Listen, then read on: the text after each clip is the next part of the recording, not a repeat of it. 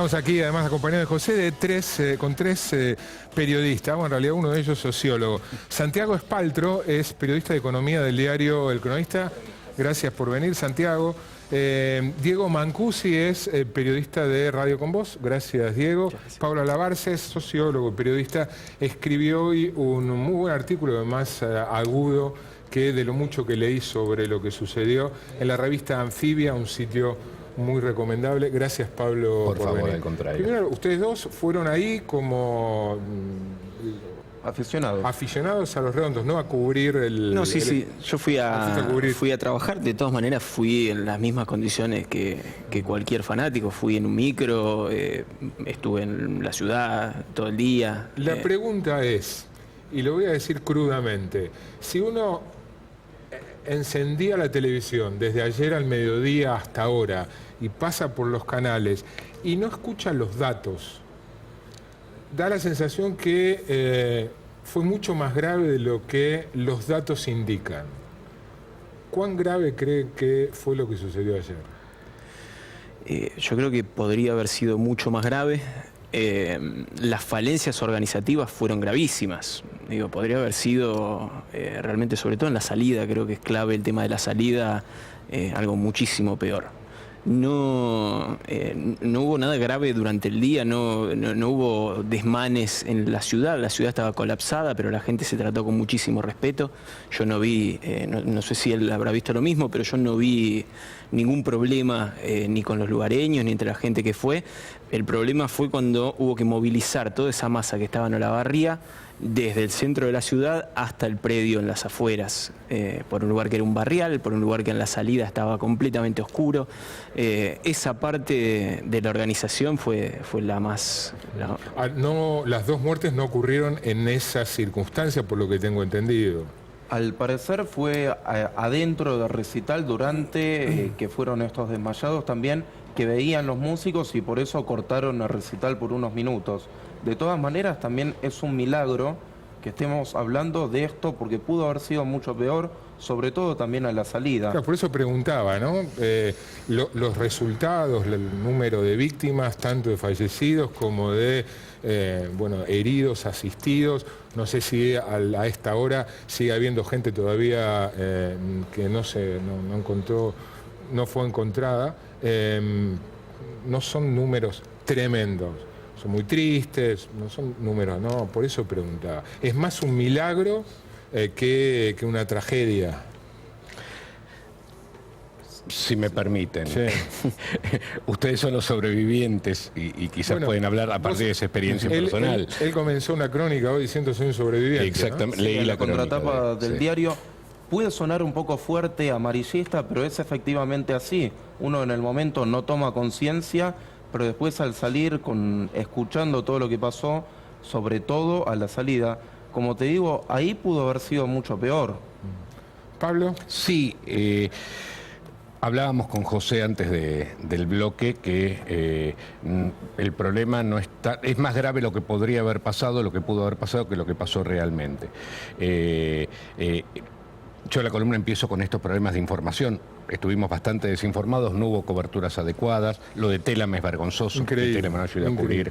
Increíble, la Agencia Oficial de Noticias, si alguien no está enterado. 7 muertos, dijeron. Dijo que había claro, o sea, que no lo esto fue repetido lógicamente, ¿no? Porque además es una agencia oficial. Uno no chequea como periodista los datos de una agencia. Obvio, de hecho, el sindicato también denunció que Telam no mandó a periodistas a cubrir por esto. Que no lo hizo por además ajuste presupuestario. Entonces, tenés el dato de que no cubre lo que debe cubrir y para colmo después se informa a partir de Twitter y genera una cadena de desinformación muy grave.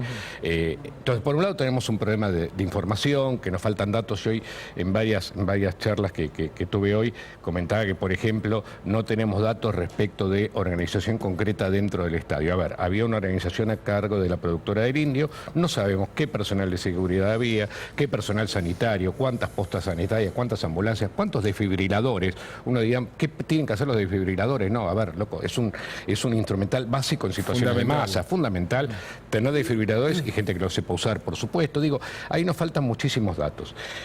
Ahora bien, lo que todos los testimonios coinciden, los compañeros vuelven a remarcarlo, es el hecho de que el problema estuvo adentro y ahí se aparecen los muertos, etcétera, pero el problema más grande es la previa y después, mucho peor, la salida. La salida que para colmo además excede ahí sí a la responsabilidad organizativa de la empresa, que tiene unas cuantas explicaciones que dar. Pero lo de la salida es vergonzoso, digamos. Esto es, mandan a un mínimo de 300.000 personas a la buena de Dios por calles angostas, mal orientadas, con policía que está solamente interceptando bocacalles. Es responsabilidad municipal.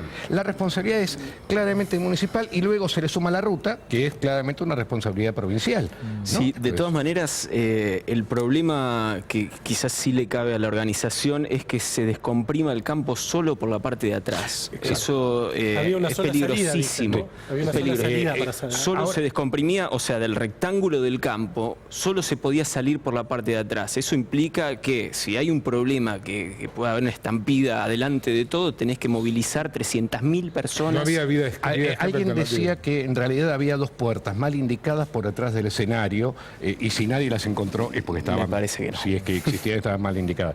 Mira, hay una cosa sobre la cual volví mucho en el día de hoy.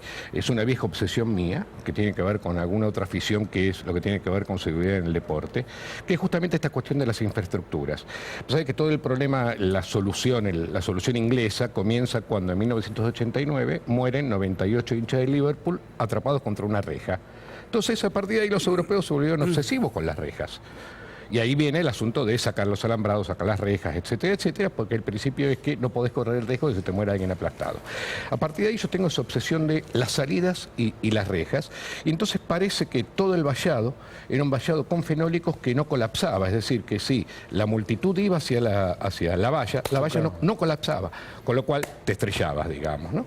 Y después lo de las salidas. Hay una reglamentación europea que surge de la experiencia inglesa, por la cual todo espectáculo de masas en un lugar cerrado tiene que garantizar la evacuación en situaciones normales en 8 minutos. De todos. De todos. 8 minutos significa la suficiente cantidad de puertas para que salgan. Para 300.000 personas no alcanzaba con las 2 puertas que había, evidentemente. Ahora, y tenemos como antecedente en la Argentina nada menos que Cromañón. Y puerta 12. Y puerta 12. Hoy varios me decían, la verdad, estaba por la calle y pensé en puerta 12. Porque lo que dicen todos los molinetes en la cancha de River. Claro, lo de las calles era eso. Y al mismo tiempo aparece la autorregulación. Digo, frente a la ausencia total de la policía, de gestión municipal, etcétera, aparecen los testimonios que me dicen que era la propia autoorganización de la gente la que ciertos líderes, entre comillas, emergían y decían paren, vamos por acá, vamos por allá, paren un poco, no aplasten a la gente, etcétera, etcétera, ¿no? Sí. Totalmente, de hecho tampoco había nadie para guiarnos a la salida, había gente que se subía a los árboles, a las casas, para comentar por dónde más o menos se podía ir también, y la ayuda de los vecinos que salían de la casa para orientarnos también, dado que no había señal de celulares, o muy poco también. Más allá de la eventual responsabilidad que pueda tener la organización, la banda, el Indio, su comportamiento frente a las dificultades que comenzó a haber arriba del escenario, ¿consideran ustedes que fue el correcto? El Indio paró el show alrededor de 20 minutos la primera vez, volvió con un tema, interrumpió otra vez. En ese momento personal de Defensa Civil pidió que todos retrocediéramos 2 metros para atrás para poder sacar a la gente. Yo no sé cuánto más podía hacer en ese momento, no tengo en claro qué conciencia tenía de lo que realmente había pasado, que había víctimas en ese preciso instante. Lo que sí sé es que el show no fue el mismo a partir de ahí, en la predisposición de la banda. Pero en ese momento el Indio detuvo el show 20 minutos. Por ahí, Diego, si lo paraba era peor, digamos. No, si paraba el show era muchísimo peor. De hecho, lo dijo en un momento, vamos a seguir. En un momento tocó Etiqueta Negra, que es un tema que generalmente no toca en vivo, y dijo, vamos a hacer una más lenta para que se calmen. Los testimonios eso también coincidían en que una suerte de regulación rítmica por parte del Indio de enfriar el recital, ¿no? Esto es un recital que funcionaba como una suerte de posible despedida, sin embargo, se vuelve calmo por propia decisión del Indio. A los 3, Diego, Santiago, Pablo, gracias por venir. No, por favor, al contrario. Chao, José. Nos estamos despidiendo, quédense con Roberto Petienato en La Hormiga Imperial. Nosotros nos encontramos otra vez el próximo lunes a las 22 horas. Chao.